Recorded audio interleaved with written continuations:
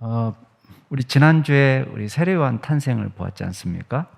근데 우리가 세례요한의 탄생을 보면서 우리가 생각했던 주제가 있습니다. 하나님의 구원 역사는 철저히 하나님의 긍휼과 자비를 통해서 이루어지고 있다는 것입니다. 사가랴와 엘리사벳이 특출해서 그렇게 된 게 아닙니다. 그 사람들의 실력이나 노력이나 계획으로 이루어진 게 아닙니다. 요한이란 이름 자체도 그렇죠. 가브리엘을 통해서 요한이라 이름 짓도록 명령하셨지만 내용적으로는 하나님께서 이름 붙여주신 것입니다. 그러나 이 이름을 요한이라고 딱 이름을 짓는 그 순간 이거는 또다시 엘리사벳이나 사가랴의 신앙을 고백하는 거예요. 요한이라는 이름 뜻이 뭐였다고 그랬죠? 기억나시나요? 하나님은 자비로우시다. 하나님은 은혜로우시다. 하나님께서 긍휼을 베푸신다. 그런 의미입니다. 그러니까 요한 이렇게 이름을 부를 때에 엘리사벳의 신앙 고백이 탁 나오는 거예요. 하나님은 여호와께서 자비로우신 분이십니다. 여호와께서 긍휼을 베풀어 주셔서 가능한 일입니다. 이거를 믿음으로 고백하는 것입니다. 그렇기 때문에 여러분 우리 현실을 보면은 현실은 엉망진창이에요.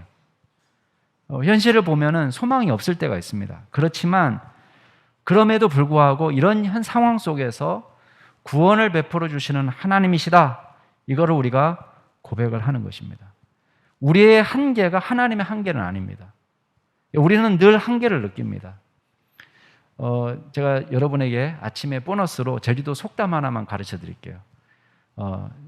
제주도 속담이 어떤 게 있냐면 글호여잼 백년 삼광 활호여잼 백년 산된 해시냐? 이러게. 자, 따라해 보겠습니다. 농담이고 여러분 못 따라 하실 거예요. 글호여잼 백년 삼광 활호여잼 백년 산된 해시냐? 무슨 뜻인 것 같아요? 글 공부를 하고 고관 대작이 된다고 해서 100년 사는 게 아니라는 거예요.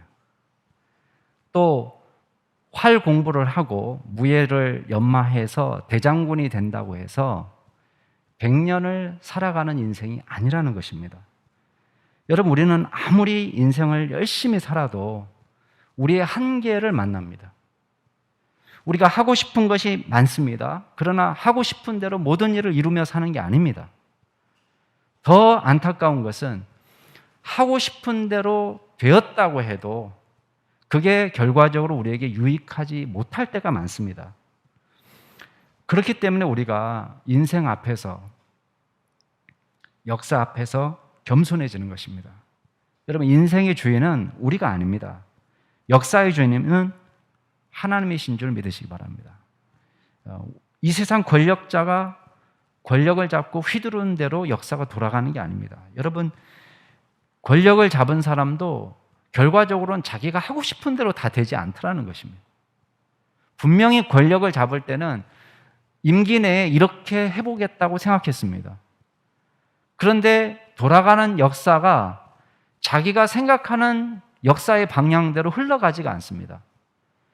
권력을 잡았지만 내가 모든 것을 할 수 있는 권한이 있지만 결과적으로 내 생각을 내려놓고 거대한 역사의 흐름 앞에 순응해 갈 수밖에 없을 때가 있는 것입니다. 여러분 우리는 그렇기 때문에 무엇을 믿느냐? 역사의 주인은 권력자의 마음대로 돌아가는 것이 아니라 이 역사를 주관하시는 하나님이 계시다는 것을 믿음으로 고백하는 거예요. 여러분 오늘 말씀도 마찬가지입니다. 이 말씀이 우리에게 던지는 질문은 그거예요. 이 세상의 진짜 통치자는 누구냐? 그리고 이 땅에 오신 예수 그리스도는 과연 누구냐? 그리고 우리가 어떻게 그분을 맞이할 수 있는가? 이 질문을 던지고 있는 것입니다. 오늘 말씀을 통해서 저와 여러분이 함께 은혜를 나눌 수 있기를 주의 이름으로 축원합니다. 첫 번째는 오늘 본문의 질문입니다. 누가 진짜 통치자인가?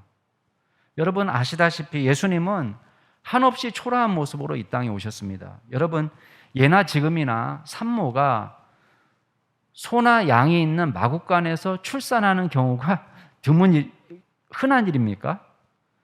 이거는 흔한 일이 아닙니다. 우리가 아무리 가난해도 아기 낳는 산모에게는 정성을 다하는 법입니다. 극진히 대접합니다. 그런데 오늘 말씀에 보면 예수님이 우양이 있는 마국간에서 태어나셨습니다. 왜 이런 일이 벌어졌습니까? 방을 구할 돈이 없어서입니까? 아닙니다. 물론 가난한 집안이지만 아기 낳을 방이 없을 정도로 가난한 건 아닙니다. 나사렛에서 살던 요셉과 마리아가 베들레헴까지 지금 여행을 왔습니다. 해산이 임박한 부부가 이렇게 먼 길을 여행하는 것도 흔치 않은 일입니다.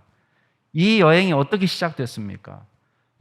표면적으로는 카이사르 아우구스투스가 명령을 내려서 시작했습니다. 오늘 본문 2장 1절 말씀 한번 보세요. 그때 가이사 아우구스도가 영을 내려서 천하로 다 호적하러 하였으니, 역사의 주인이 누구처럼 보입니까? 이 거대한 역사를 주관하는 것은 로마 황제 카이사르 아우구스투스처럼 보입니다. 황제가 인구조사를 명하니까 만삭이 된 부부가 꼼짝없이 여행을 해야 됩니다. 요셉과 마리아는 그저 평범한 시민입니다. 아무 힘이 없습니다. 새 상황이 하라고 하면 할 수밖에 없는 연약한 사람입니다. 반면에 카이사르 아우구스투스는 어떤 사람입니까? 이 사람은 당시 로마 사회의 거의 신적인 존재입니다. 원래 이 사람은 율리우스 카이사르의 아들은 아닙니다. 그런데 율리우스 카이사르의 누이 동생 율리아의 딸 아띠아의 아들입니다. 그러니까 우리가 흔히 시저라고 말하는 율리우스 카이사르의 외손자뻘 정도 됩니다. 외손자뻘. 그런데 이 사람이 원래 이름은 옥타비아누스인데 18살에 카이사르의 양자로 입적하게 됩니다. 그리고 나서 예상치 못하게 카이사르가 일찍 죽는 바람에 이른 나이에 왕이 되었습니다. 처음에는 연로한, 나이가 어리기 때문에 사람들의 존경을 그렇게 받지 못했습니다. 주목을 받지 못하는 인물입니다. 그러나 주전 31년에 악티움 해전에서 안토니우스를 제거한 다음에 로마 전체 제국을 단독으로 통치하는 통치권을 얻었습니다. 대단한 통치를 하기 시작합니다. 그리고 주전 27년에 로마 원로원으로부터 아우구스투스라는 이름을 받았습니다. 이 아우구스투스라는 이름은 원래 이름은 아닙니다. 근데 이게 일종의 칭호죠. 명예로운 칭호입니다. 숭고한 자, 지고한 자, 고귀한 자라는 뜻을 가진 말입니다. 아우구스투스라는 말을 받고는 거의 자기가 죽은 율리우스 카이사르를 신적인 존재로 올리면서 덩달아서 자기도 신적인 존재가 되는 거예요. 그러니까 그 이전까지는 황제라는 말을 쓰는 것을 굉장히 두려워했습니다. 그런데 명실상부 로마의 신적인 권한을 가진 로마 황제, 통치자가 된 것입니다. 이 사람은 로마의 평화 시대를 열었다고 평가받는 사람입니다. 이 시대는 전쟁이 그쳤습니다. 변방의 수비는 견고했고 이민족이 감히 침입하지 못했습니다. 치안도 안정적으로 관리했습니다. 도로 교통을 잘 마련해가지고 전 세계 물류의 중심, 물자 교류를 활발하게 하는 물류의 중심지가 된 것입니다. 명실상부 로마인이 그토록 고대하던 팍스 로마나, 로마의 평화 시대를 열게 된 것입니다. 반면에 요셉과 마리아는 어떤 사람입니까? 여러분, 지극히 평범하다 못해 너무나 소박하고 초라해 보이는 사람입니다. 지금 고향을 찾아서 호적하러 옵니다. 물론 당시 로마의 인구조사가 전부 다 고향으로 돌아가서 호적을 하도록 되어 있는 건 아닙니다. 그러나 워낙 땅덩이가 넓기 때문에 지역의 특성상 각 지역마다 어떤 전해 오는 관례를 예외적으로 인정하는 경우가 있습니다. 그래서 학자들은 이야기할 때에 아무래도 자기 본적지를 찾아서 호적하도록 하는 것은 전통적인 유대 관례를 따라 가지고 시행된 것이라 이렇게 짐작하고 있습니다. 자, 어쨌든 간에 결과적으로 아우구스투스의 명령으로 나사렛에서 살던 요셉과 마리아가 지금 베들레헴까지 와서 예수님을 출산하게 된 것입니다. 여러분, 이 사실이 왜 중요합니까? 이 사실은 메시아가 베들레헴에서 태어날 거라는 성경의 예언이 이루어지게 된 계기가 된 겁니다. 여러분, 미가서 5장 2절에 베들레헴 에브라다야 너는 유다 족속 중에 작을지라도 이스라엘을 다스리는 자가 내게서 내게로 나올 것이라. 그의 근본은 상고에 영원에 있느니라. 이 예언이 문자 그대로 성취된 것입니다. 여러분, 메시아가 유대 땅 베들레헴에서 태어날 거라는 것은 당시 웬만한 사람들은 다 아는 일반 상식에 속하는 것입니다. 그래서 동방 박사가 와서 예루살렘에서 태어날 메시아가 어디서 나느냐고 물었을 때에 헤롯이 대제사장과 서기관들을 불렀습니다. 도대체 그리스도가 어디에서 날 거냐? 그랬더니요, 주저하지 않고 유대 베들레헴이라고 이야기하는 것입니다. 여러분, 그 성경의 예언이 여기서 성취된 것입니다. 마리아와 요셉의 의지와 상관없이. 여러분, 이 아이 마리아가 아기 태어날 때가 되니까 여보, 우리 이 아이는 메시아이기 때문에 베들레헴으로 가야 돼. 거기서 아기를 낳아야 돼. 이렇게 시작된 일이 아니라는 것입니다. 이 일의 시작은 철저하게 카이사르 아우구스투스의 명령에 의해서 시작된 것입니다. 왔더니 어떻습니까? 아기 날 좋은 공간이 마련되어 있었습니까? 그래도 하나님의 아들로 오셨는데 아닙니다. 마구간에서 출생합니다. 아기가 누워있는 곳은 마구간의 구유입니다. 구유라고 말하면 딱 감이 안 오지만 말밥통입니다. 말하자면 여물통. 무슨 대단한 신비로운 이유가 숨어 있는 게 아닙니다. 성경은 그냥 여관에 있을 곳이 없었다고 이야기하고 있습니다. 이 땅에 오신 하나님의 아들의 영광과 도저히 어울리지 않는, 여러분, 가브리엘이 마리아에게 예고할 때는 뭐라고 얘기했습니까? 이 태어날 아이는 큰 자가 되고 지극히 높으신 이의 아들이다. 또 그 조상 다윗의 왕위를 그에게 주시는데 영원히 야곱의 집을 왕으로 다스릴 것이고 그 나라가 무궁할 것이다. 그렇게 예고됐습니다. 그런데 현실은 어떻습니까? 매우 초라합니다. 누워있을 만한 변변한 자리도 없어서 소여물통에 누워 계시는 것입니다. 요한복음에 보면은 창조주 하나님이 이 땅에 오셨지만 세상이 그로 말미암아 지은 바 되었지만 세상은 그를 알지 못하고 자기 땅에 오매 자기 백성이 영접하지 아니하였다는 말씀이 그대로 오늘 말씀에 나타나고 있는 것입니다. 여러분, 이 사건을 보면서 우리가 던질 질문이 있습니다.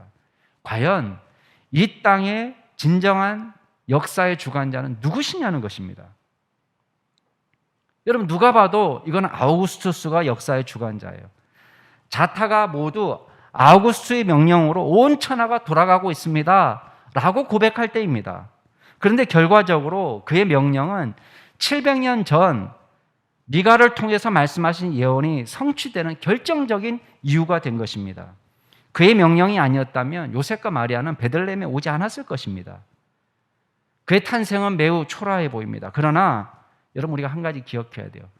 보편 역사는 구속 역사를 철저히 섬긴다는 거예요. 다시 한번 말씀드립니다. 여러분, 보편 역사는, 이 세계 역사는 하나님의 구속 역사를 철저히 섬기고 있습니다. 여러분, 이 세상의 역사를 어떻게 보십니까? 세상의 역사, 세상의 권력 대단해 보입니다. 권력을 가진 사람, 영향력 있는 사람들이 그 사람이 결정하는 일들에 우리는 좌로 우로 흔들리는 것처럼 보입니다. 우리 힘으로 이 세상을 바꾸는 것은 불가능한 것처럼 보입니다. 여러분, 그러나 한 가지 분명한 게 있습니다. 이 세상은 하나님께서 통치하신다는 것입니다. 저와 여러분의 인생도 마찬가지입니다. 여러분, 하나님께서 저와 여러분의 인생을 붙잡고 계십니다. 하나님께서 역사의 주관자가 되신다는 것을 믿으시기 바랍니다. 저와 여러분의 주인이 되신다는 것을 믿으시기 바랍니다. 이 세속 역사도 결국은 하나님의 구속 역사를 성취하기 위해서 움직이시는 것이라는 것을 믿으시기 바랍니다. 그렇기 때문에 하나님의 역사에는, 하나님의 사제에는 우연이란 말이 없습니다. 여러분, 제가 지난번에 저희 교회가 어떻게 개척되었는지 조금 말씀드린 적 있습니다. 여러분, 왜 하필 남양주일까요? 왜 하필 진접지역입니까? 제가 한동안 교회 개척을 위해서 기도한 적은 있었습니다. 그러나 남양주 진접지역은 후보군에 전혀 없었던 장소입니다. 대전이 있었고 천안이 있었고 청주가 기도 제목 가운데 있었습니다. 그러나 진접은 기도 제목이 없었던 것입니다. 우리는 우연처럼 보이는 일을 통해서 하나님께서 일하시는 것을 경험합니다. 지난번에 제가 말씀드린 대로 연구소에서 제게 허락한 1년의 안식년 기간을 원래는 독일에 있는 어느 연구소에서 보내려고 했습니다. 모든 것이 순조롭게 진행되는 듯 보였습니다. 근데 결과적으로는 독일에서는 가족들은 두고 저 혼자 들어오라는 것입니다. 1년 얻은 기간을 저 혼자 독일에 들어가 있는 걸 저는 원치 않았습니다. 하나님 기뻐하는 것 같지도 않았어요. 그래서 미국에 있는 어느 복음주의 계열의 신학교에 노크를 했습니다. 정말 좋은 조건으로 모든 것이 순조롭게 진행되는 것처럼 보였습니다. 이 독일 쪽에서는 저 혼자 들어갈 수밖에 없는 1인용 식수밖에 없는데, 그쪽에서는 4인 가족이 같이 갈 수 있는 가족 기숙사가 있는 것입니다. 모든 것이 다 순조롭게 진행되고 있는 중에 갑작스럽게 2008년도에 미국의 리먼 브러더스 은행이 파산하면서 미국 사회에 금융 위기 사태가 시작됐습니다. 학교에서는 제가 1년 동안 체류할 수 있는 비자 문제를 검토하다가 제 조건에 맞는 비자를 추가로 비자를 발급하기 위해서는 추가로 미국 이민국하고 협정을 맺고 있어야 된다는 걸 발견했어요. 그러니까 그동안은 저 같은 사람이 없었던 거죠. 근데 문제는 그게 돈이 들어가는 문제입니다. 그래서 학교에서 연락이 왔어요. 지금 미국 경제가 매우 어려워졌고 또 학교를 후원하는 많은 후원자들이 후원을 끊고 있어서 지금 경제적으로 이민국과 그런 계약을 맺기 어렵게 됐다는 것입니다. 그러면서 저보고 그냥 박사과정으로 들어오면 안 되겠냐는 연락을 받았습니다. 그 당시 한국에서 저는 이미 코스웍을 마친 상태예요. 박사과정. 제가 또다시 미국에 들어가서 박사과정을 한다? 제가 마음에 와닿지 않는 일이었습니다. 그래서 계획이 없던 처가살이가 오남에서 시작이 됐습니다. 그리고 그것이 계기가 되어서 이 지역을 알게 되고 그리고 이곳에 교회가 세워진 것입니다. 여러분, 저하고 여러분하고 어떻게 만나게 된 건지 아십니까? 2008년 리먼 브러더스 은행이 망하면서 여러분과 제가 만나게 된 거예요. 여러분 가운데 힘든 일을 겪어서 이곳에 오신 분도 계실 것이고 좋은 일을 만나서 이곳에 계신 분도 계실 것입니다. 그러나 한 가지 분명한 사실이 있습니다. 그것은 역사의 주관자는 하나님이시라는 거예요. 하나님의 주된 관심은 구원받은 당신의 백성, 그리고 그리스도께서 핏값을 주고 사신 교회에 있습니다. 하나님의 위대한 구원 역사를 이루시는 데 관심이 있는 것입니다. 그렇기 때문에 때로는 비참해 보이는 일, 초라하게 보이는 일, 기쁜 일, 슬픈 일, 화나는 일, 창피한 일, 화려한 일, 모든 일들을 합쳐서 하나님께서 당신의 선한 역사를 이루어 가시는 것입니다. 그 하나님의 사랑과 계획을 믿고 주님께 나아가는 믿음의 종이 될 수 있기를 주의 이름으로 축원합니다. 두 번째 우리가 기억할 게 있습니다. 여러분, 하나님의 구원 역사는 차별이 없다는 것입니다.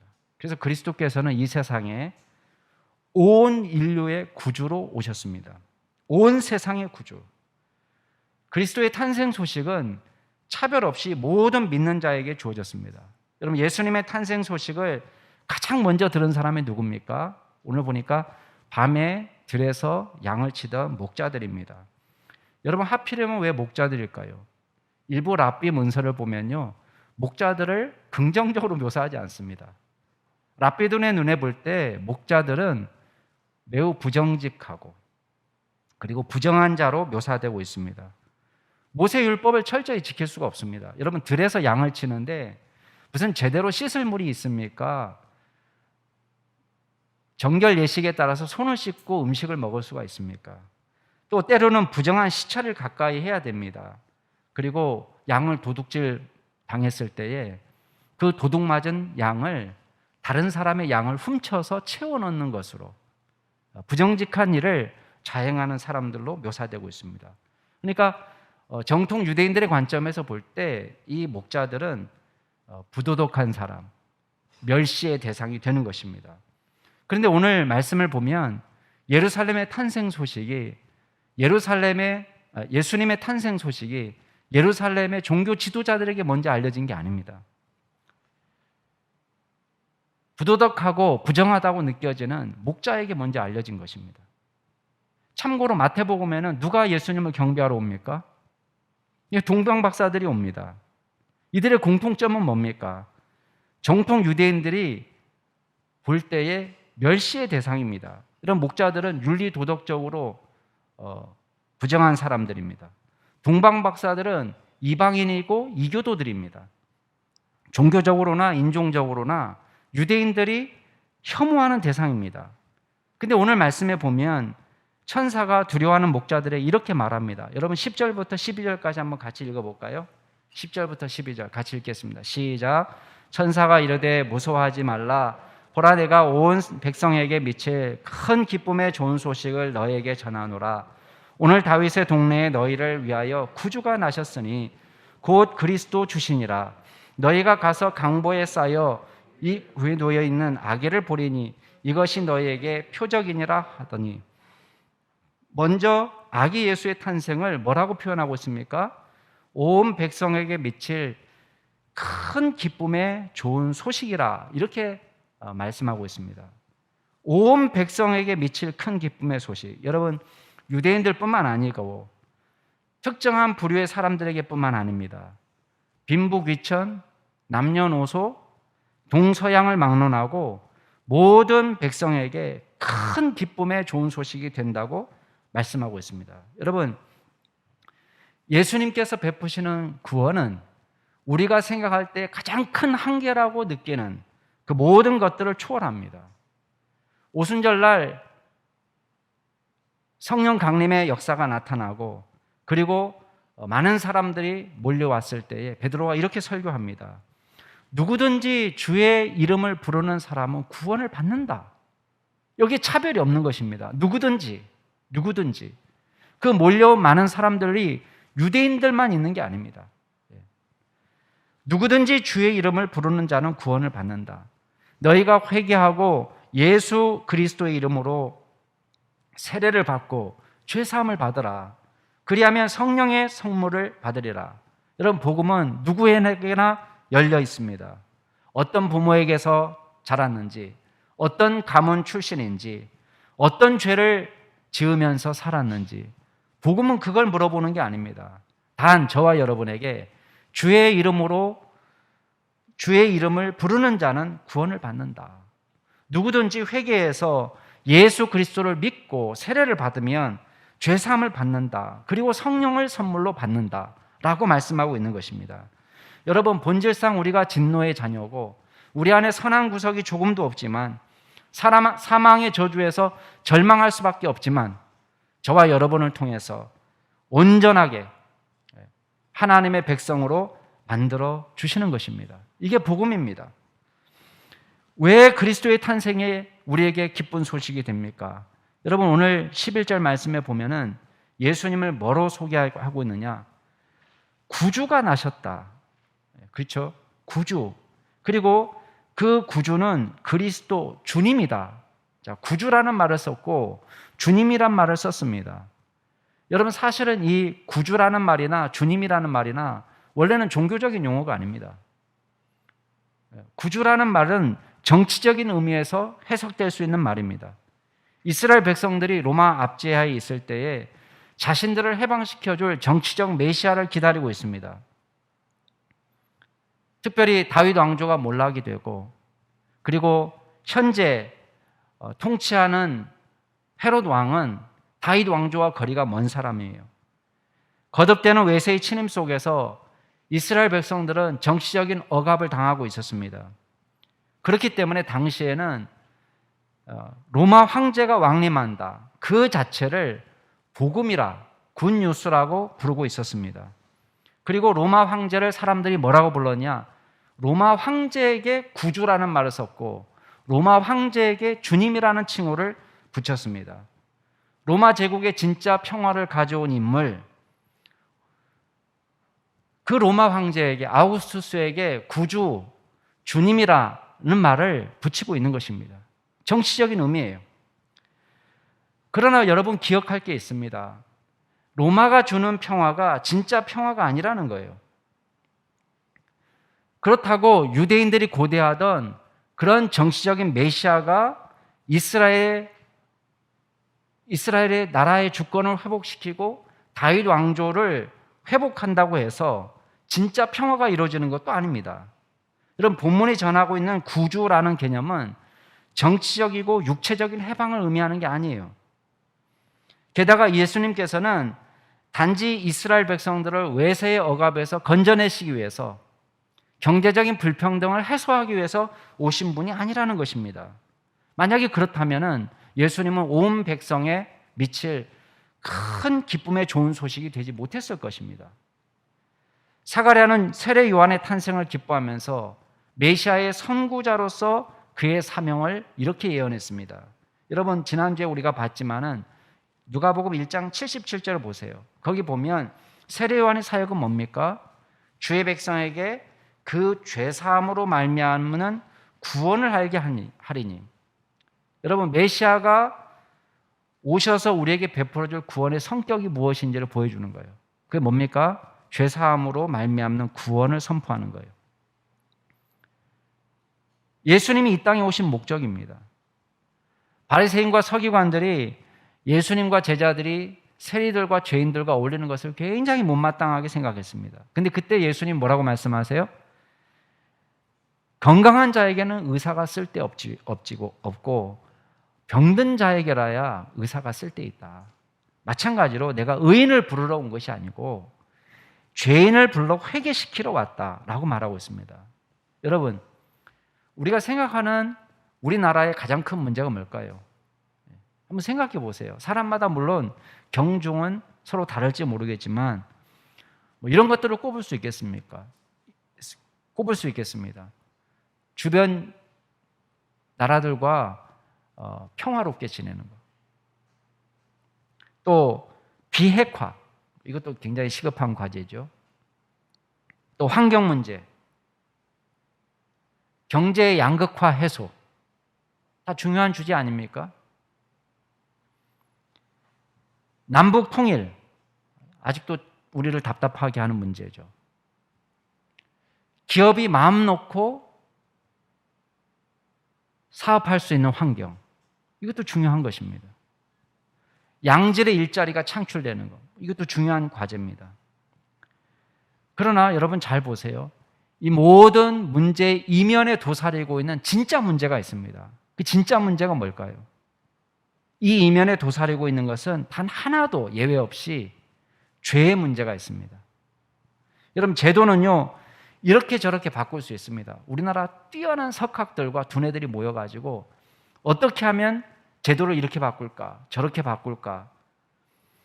그러나 문제는 뭐냐면 그 이면에 죄가 도사리고 있기 때문에요, 제도를 이리저리 뜯어 고쳐봐도 뭐가 있습니까? 편법과 불법이 난무하는 거예요. 미꾸라지처럼 죄의 문제가 해결이 되지 않으면 원래 의도했던 제도, 원래 의도했던 결과가 나오지 않는 것입니다.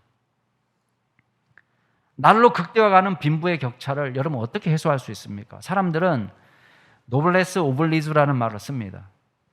좀 제대로 좀 책임질 수 있는 사람이, 좀 잘 사는 사람이, 권력을 가진 사람이 좀 책임지고 의무감을 갖고 좀 헌신하지. 어떤 사람은 복지 정책이 문제라고 이야기합니다. 여러분, 그러나 이 제도가 아무리 좋아도 그 이면에 이 죄의 문제가 해결되지 않으면은 끊임없이 불법과 편법이 난무하는 것입니다.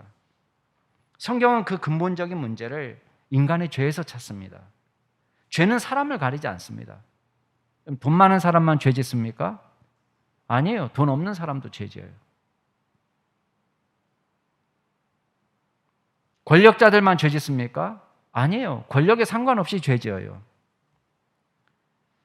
성경은 이 세상에 의인이 한 사람도 없다라고 말합니다. 그렇기 때문에 우리는 우리 자신에게서 절망하는 것입니다. 왜 나는 이렇게 치졸할까? 왜 나는 더 거룩하지 못할까? 의롭게 살고 싶은 마음은 있지만 노력해도 안 되는 이유가 뭘까? 절망합니다. 다시는 동일한 죄를 반복하지 말아야지 아무리 결심하지만 수없이 넘어집니다. 나도 모르게 또 죄를 짓고 또 죄를 짓습니다. 누가 나를 이 사망의 법에서 해방시켜 줄 수 있을까? 목사님, 어떻게 하면 제가 죄를 짓지 않을 수 있겠습니까? 여러분, 목사도 별거 없습니다. 이 죄의 문제를 해결할 수 있는 사람은 이 지구상에 존재하지 않습니다. 그런데 여러분, 기뻐하세요. 예수 그리스도께서 저와 여러분의 구주로, 우리 인생의 주인으로 오셨습니다. 이 땅을 유람하기 위해서 오신 게 아닙니다. 우리를 죄와 사망의 권세에서 구원하기 위해서 오셨습니다. 예수님께서 삭개오의 집에 들어가서 많은 사람들 앞에서 이렇게 말합니다. 인자가 온 것은 잃어버린 자를 찾아 구원하러 오셨다는 것입니다. 예수님께서는 이 세상을 심판하러 오신 것이 아니고 이 세상을 구원하기 위해서 오셨다. 예수님만이 저와 여러분의 구원자가 되십니다. 예수님이 우리의 생명이 되십니다. 예수님만이 우리를 죄의 절망 가운데서 건져내실 수 있습니다. 정치적 메시아가 아니라 저와 여러분을 죄에서 건져주기 위해서, 여러분, 돈벼락을 주기 위해서 오신 것이 아니에요. 정치적 해방을 위해서 오신 게 아닙니다.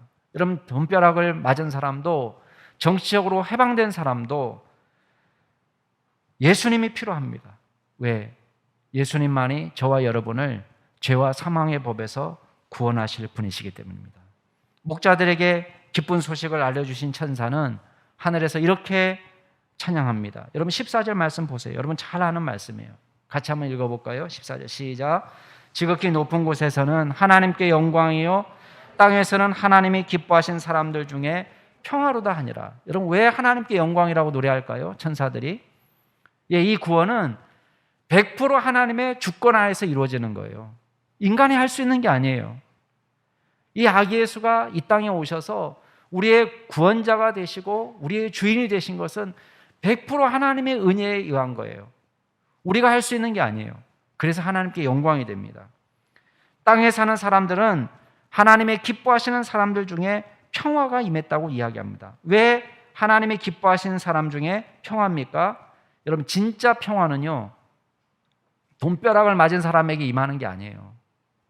정치적으로 해방된 사람에게 임하는 게 아니에요. 진짜 평화는 죄 용서함을 받고 구원받은 하나님의 백성에게 임하는 것입니다. 그렇기 때문에 하나님의 백성들, 하나님이 기뻐하시는 사람들 가운데에 평화로다 말씀하고 있는 것입니다. 물질적인 평화는 우리를 진짜 평화로 인도하지 못합니다. 건물은 높아지고 길은 넓어지고 좋은 침대를 사고 화장실도 깨끗해지고 다 좋아졌습니다. 그러나 여전히 사람들은 우울하고 불행합니다. 여전히 속상합니다. 여전히 마음이 아픕니다. 참 기쁨이 없습니다. 그런데 오늘 천사들은 예수님의 그리스도의 탄생을 이렇게 찬양하는 것입니다. 하늘에서는 하나님께 영광이고 땅에서는 하나님이 기뻐하시는 사람들 중에 평화다. 진짜 평화. 예수님을 통해서 주어진 진짜 평화. 마지막으로 기억할 게 있습니다. 그렇다면 이 평화를 누가 누릴 수 있느냐는 거예요. 누가 누릴 수 있느냐. 아까도 말씀드린 것처럼 이 평화는요, 예수님을 통해서 주어지는 평화예요. 아무나 누리는 게 아닙니다. 미안하지만. 하나님이 기뻐하시는 사람들이 누린다고 그랬습니다.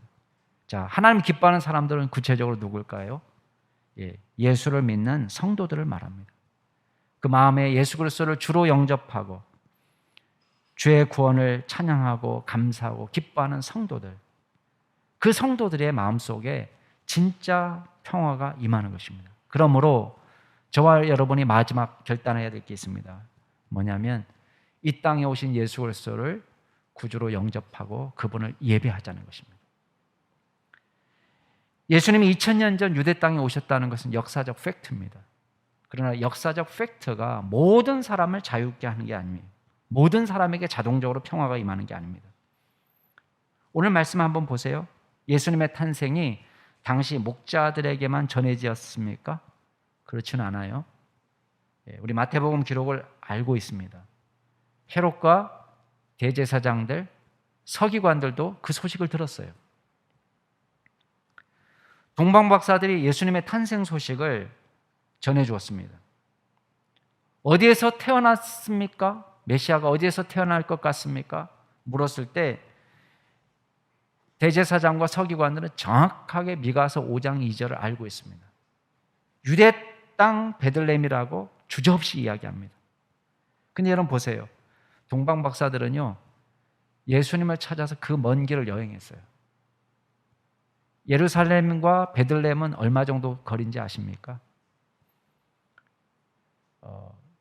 저도 안 가봐서 잘 모르지만 6마일 정도 떨어졌다고 그래요.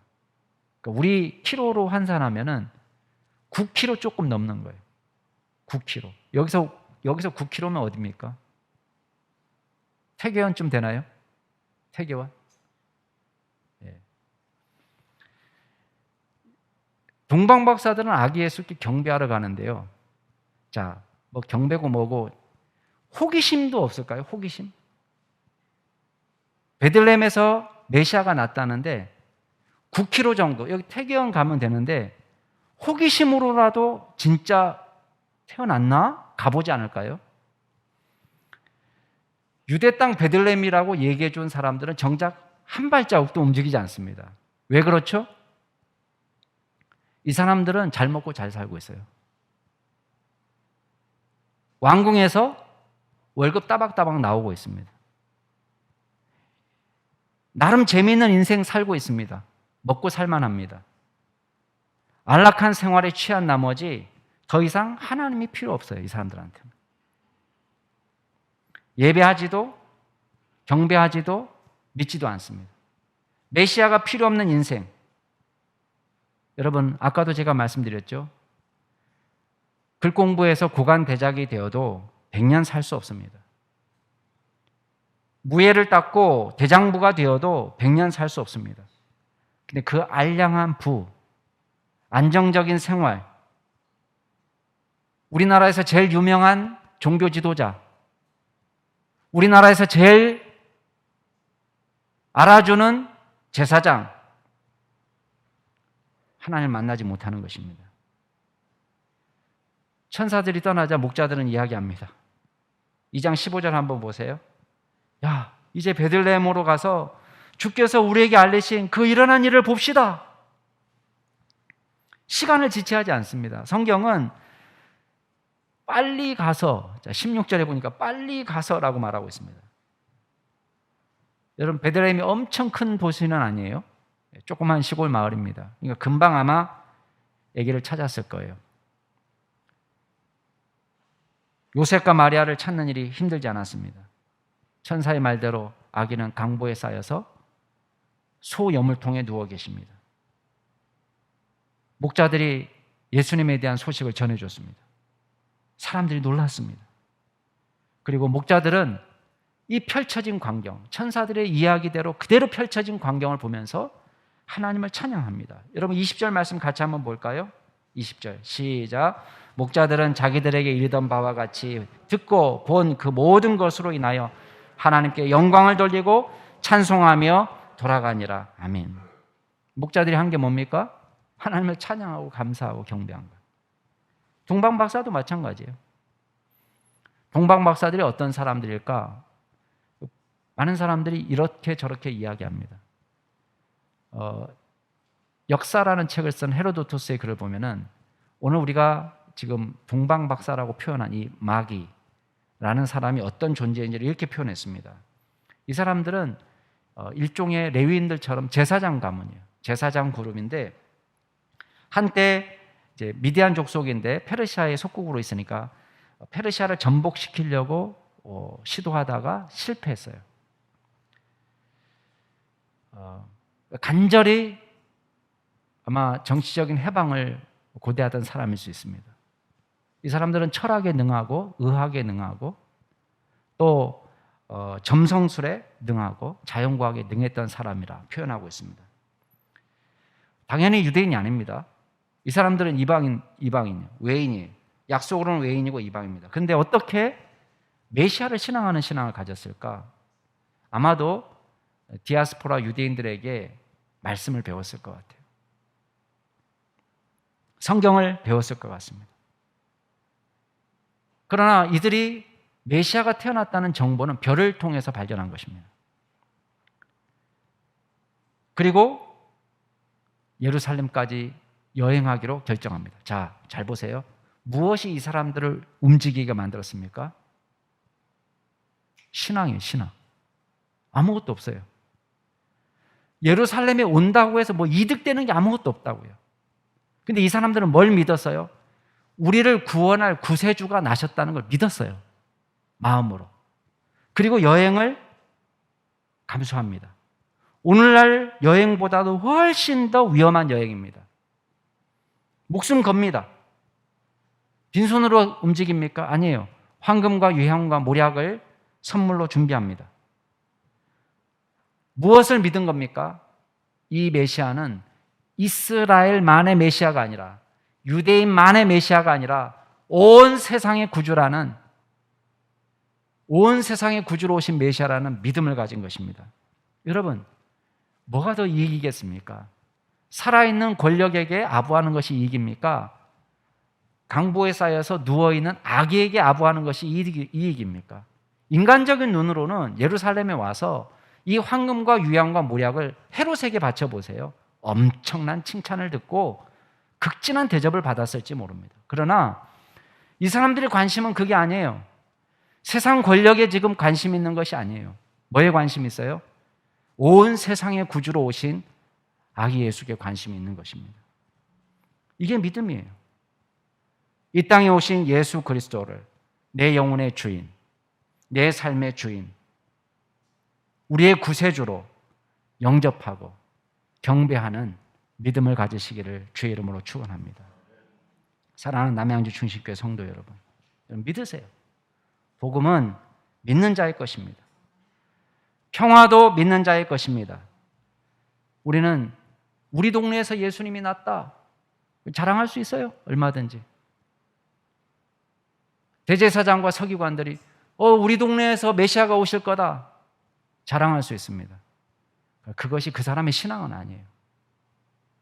여러분, 교회를 담벼락 사이에 두고 집이 있는 경우가 있어요. 그죠? 담만 넘으면 교회예요. 나 교회 옆에서 살았다. 하나님 앞에 갔는데 우리 집 교회 옆에 있었다. 그게 무슨 의미가 있어요? 아무 의미가 없는 것입니다. 예수 그리스도께서 저와 여러분의 구주심을 믿으시기 바랍니다. 세상을 보고 사람을 보면 낙심합니다.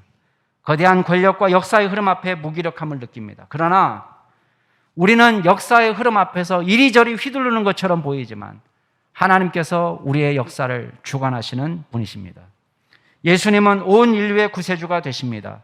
온 세상이 상처를 입고 걱정으로 몸살을 앓고 있습니다. 예전보다 편안한 침대를 갖고 있지만 잠을 이루지 못합니다. 자녀를 키우는 것이 엄청 버겁게 느껴집니다. 강남 10대들 사이에서는 최근에 마약 중독자가 늘고 있다는 소식이 들립니다. 공을 더 많이 들입니다. 돈도 더 많이 들었습니다. 그런데 예전보다 자녀를 키우는 것이 더 어렵습니다. 이 복잡한 어려운 시대에 제정신을 갖고 사는 것이 너무 어렵습니다. 우리 힘으로 안 됩니다. 여러분, 예수님께 여러분의 인생을 맡기시기 바랍니다. 예수님이 저와 여러분의 구주가 되시고 우리의 자녀들의 구주가 되십니다. 우리의 모든 문제 해결자가 되십니다. 우리의 삶에 평화를 주시는 분이십니다. 기도하시겠습니다. 하나님, 우리 안에 절망할 것들밖에 없습니다. 그러나 이 세상의 역사, 우리의 인생사를 주관하시는, 역사의 주관 되시는 하나님을 찬양하고 감사드립니다. 주여, 우리 안에 슬프고 좌절될 만한 일, 고통스럽고 창피스럽고 또 회피하고 싶은 수많은 일들 주님 다 합하여서 주님의 선한 뜻을 이루는, 합력하여 선을 이루는 놀라운 역사가 나타나게 하여 주시옵소서. 온 세상의 구주로 오신 예수 그리스도를 우리 마음의 구주로, 우리 마음의 주님으로 모셔드리고 이 땅에 약속하신 평화를 함께 누리는 믿음의 종들이 다 될 수 있도록 도와주시옵소서. 감사드리며 모든 말씀 예수 그리스도의 이름으로 기도드리옵나이다. 아멘.